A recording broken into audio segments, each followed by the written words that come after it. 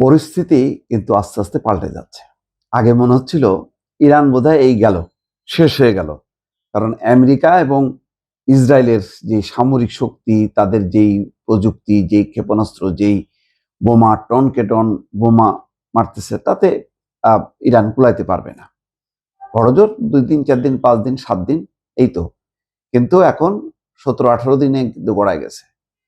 শুধু গড়াইছে বললে হবে না, গড়ানোর সাথে সাথে ইরান শক্তি বৃদ্ধি করছে এবং প্রথমে হালকা হালকা তারা কিছু ক্ষেপণাস্ত্র দিয়ে আকাশ প্রতিরক্ষা ব্যবস্থার যত ইনসেপ্টার কি কি প্রযুক্তি, সেগুলো দিয়ে দিয়ে ঠেকাতে ঠেকাতে তাদের ওইগুলিতে ঘাটতি পড়ছে।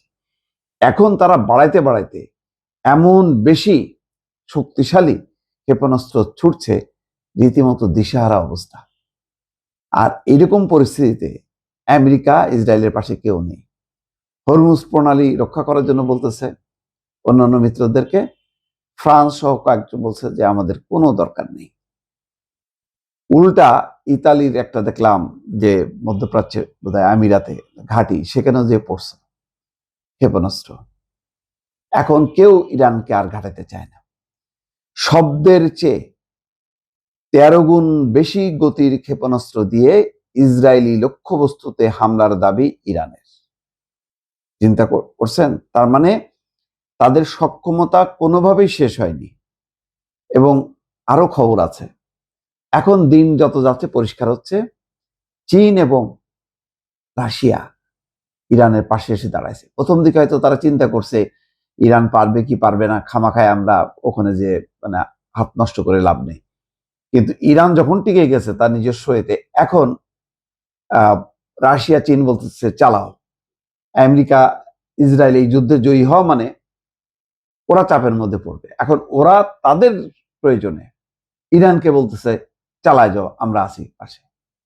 তার মানে এখন যোগান কিন্তু আসতেছে, আধুনিক যোগান।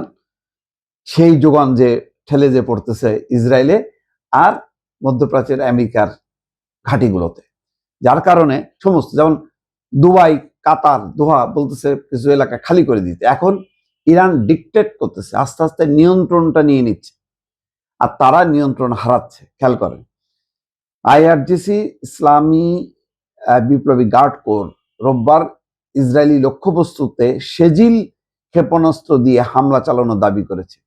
ইরানের আধা সরকারি তাসনিম নিউজ এজেন্সির খবরে এমনটা বলা হয়েছে।